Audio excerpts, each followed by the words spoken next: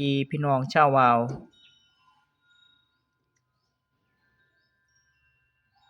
วิธีเฮ็ดให้ปีกวาวส่ำกันในเบื้องต้นสำหรับ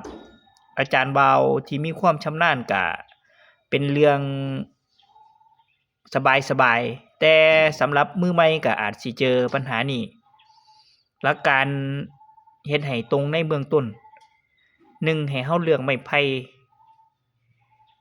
พยายามให้มันตรงคันห่าไผมีไม้ลานก็สิดีในการมันจั่งค่อยบ่มีข้อ2เมื่อเราได้ไม้ตรงแล้วเราก็เหลาให้มันส่ำกันให้มันสมดุลกันมากที่สุด3เวลาที่เรามัดให้เราเล็งดีๆซะก่อนจั่งค่อยหยอดกาวฮ้อนส่ำนี้ปีกก็สิออกมาตรงได้